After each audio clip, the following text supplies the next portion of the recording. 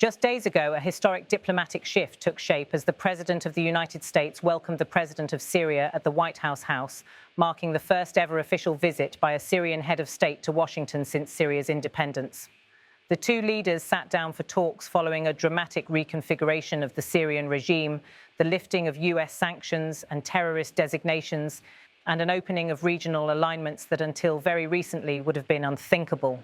When asked to put this development into perspective, one senior US foreign policy figure observed that very unlikely would have been an understatement a few years earlier. He pointed out that the Syrian leader in question was once the head of a militant group that the US had designated as terrorist, adding bluntly that he was someone who was working for al-Qaeda. The shift now being witnessed is therefore not simply about a visit, it is about a radical realignment of geopolitics, loyalties and diplomacy. He continued, "That is a good thing for the world and for the region, for Israel." With those words, he framed the fall of the previous regime in Damascus as a positive turning point from Washington's perspective. He underscored that the real challenge now lies in rebuilding a deeply fractured country.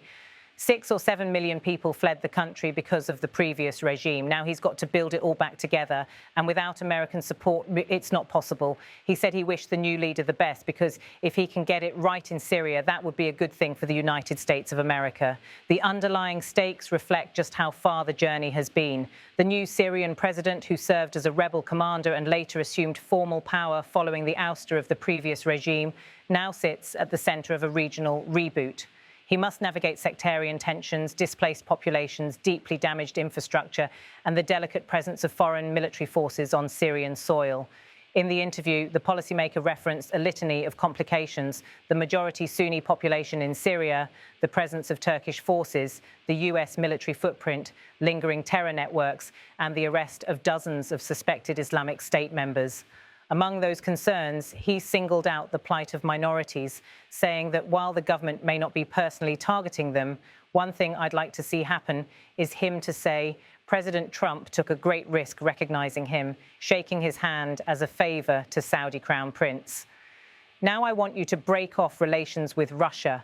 They've been barrel bombing you for the last 12 years on behalf of a renegade leader who's now had a haven in Russia. Why are we allowing them to have this relationship with Russia? We could use leverage to kick Russia out of the country and out of that port.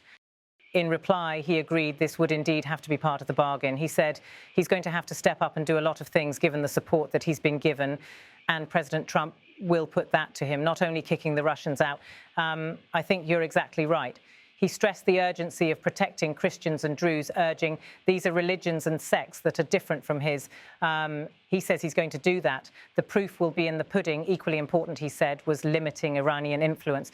We should also make sure that the primary factor in the region, the Islamic Republic of Iran, isn't an influential player there.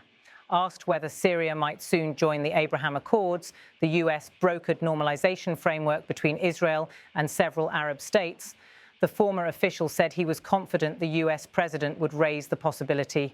Yes, I'm confident that President Trump will ask him to do so, at least tacitly. He added, there's a long way to go before he can do that. He needs to get his political footing. I hope that he will. It makes sense to simply acknowledge that Israel has a fundamental right to exist. The words underscored how the entire regional architecture is now being tested anew. He did not shy away from the continuing threats. He noted that Iran's regime, despite internal weakness, had still managed to funnel $1 billion to Hezbollah. He went on, these guys aren't going to lay down their arms. This is not over. There's still work to be done. He emphasized that the Gulf Arab states and Europe must now become serious partners in effort, while Israel would continue to take action when necessary. The interview concluded by referencing recent hostage release diplomacy, the centrality of the Accord's momentum, and the risk that if fighting reignites, the diplomatic breakthrough could unravel. The work's got to be every single day, because as soon as the fighting starts again, the whole Abraham Accords stop. He added that if these accords could be broadened and deepened, then that will really get us around the bend, perhaps. It is valuable to check the current facts behind this account. The sitting president of Syria is Ahmed al-Sharaa, who assumed the role on the 29th of January 2025. His emergence followed the overthrow of the previous regime in December 2024. US-Syrian relations have entered a new phase.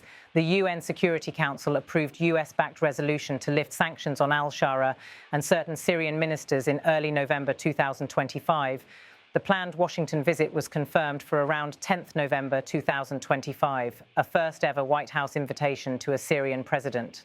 The Syrian leader had a past as a militant, including founding an al-Qaeda-linked group in Syria and severing ties with the network in 2016 to recast himself as a domestic actor focused on governance.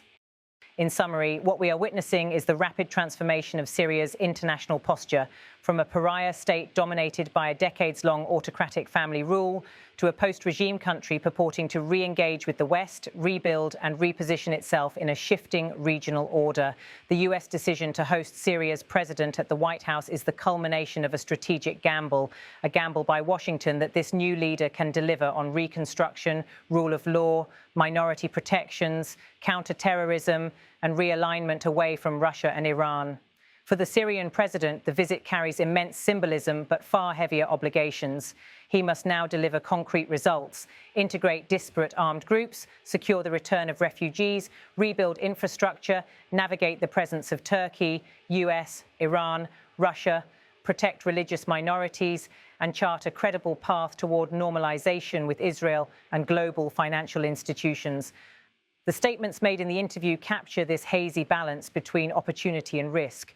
The regional implications are profound. If Syria does begin to align more closely with the United States, Gulf Arab states and Israel, the decades of Iranian and Russian influence there may erode. At the same time, the realization of the Abraham Accords-style framework extended to Syria would redraw maps of alliances long considered fixed. But the road ahead is fraught.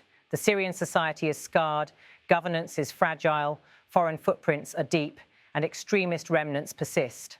As the former official stated, these guys aren't going to lay down their arms, and change will not be automatic. The United States, Europe, Gulf Arab states, and Israel find themselves in a new game in Syria, one where past assumptions no longer apply and where every step will be watched closely. If Syria succeeds in stabilizing and aligning, Washington may claim a strategic win in the Middle East. If it stumbles, the costs will be high, both for Syria's citizens and for US credibility. Either way, the White House meeting signals that the long isolation of Syria is over, for now at least, and a new era of diplomatic risk-taking is upon us. Ultimately, this moment in Washington marks more than the thawing of relations. It marks the testing of a grand wager. Both nations are betting that engagement can succeed where isolation failed. The images of handshakes and flags may fade, but the consequences will not. Whether this marks the rebirth of a sovereign Syria or the beginning of another fragile experiment in Middle Eastern diplomacy will depend on what follows in the months to come and on whether promises made inside the White House can withstand the realities awaiting in Damascus.